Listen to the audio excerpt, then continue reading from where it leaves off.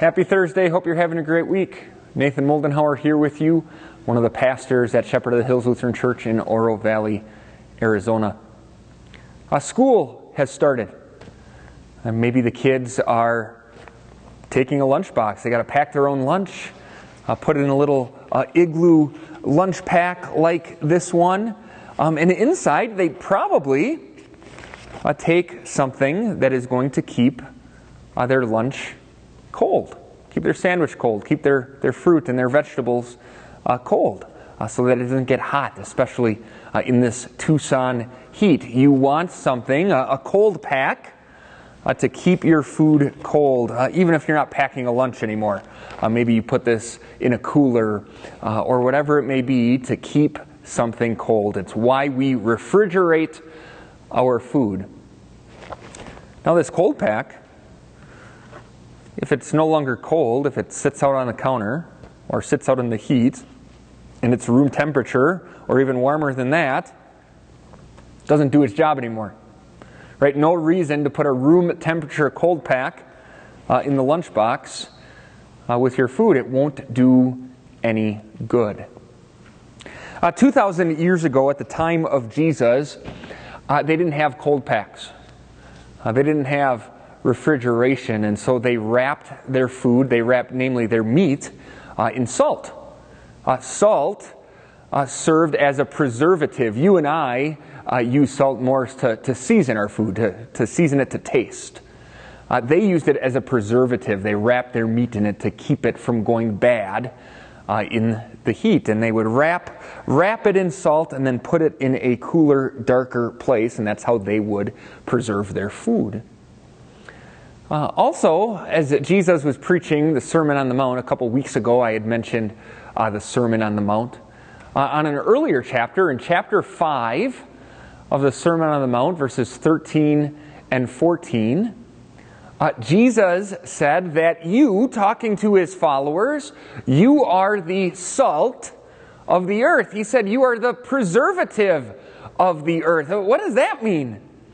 It means with our thoughts, words, and actions, we add a preservative quality to the world around us. We season and preserve the world with our Christian living. And then he asked this.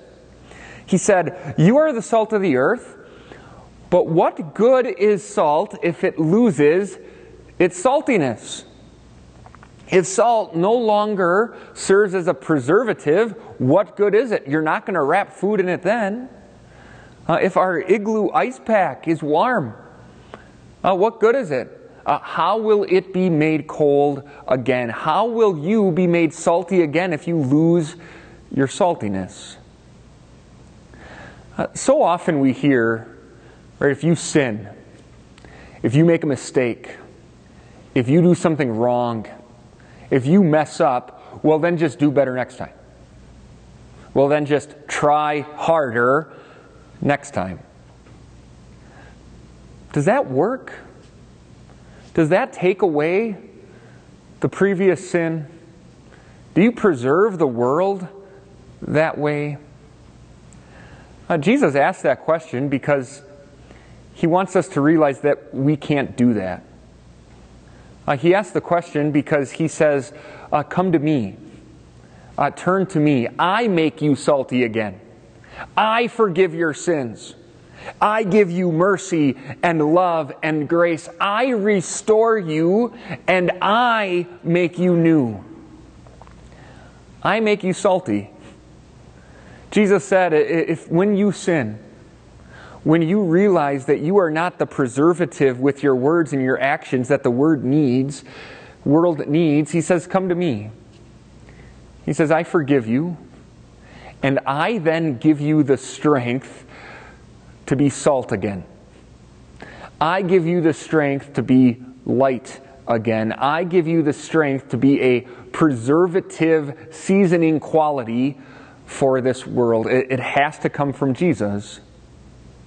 It cannot come from ourselves. If salt loses its saltiness, how will it be made salty again? If you and I sin, if we lose our preserving quality for the world, we go to Jesus.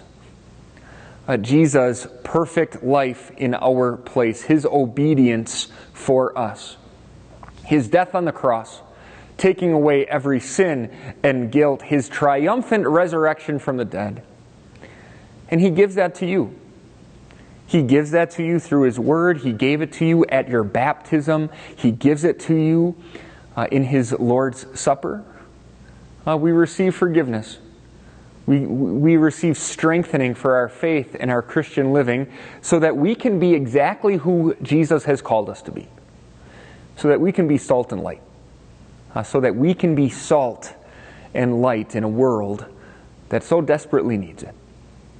So go to Jesus. Receive from Him what you need so you can be that salt and light in the world. Have a great rest of your week. God bless you.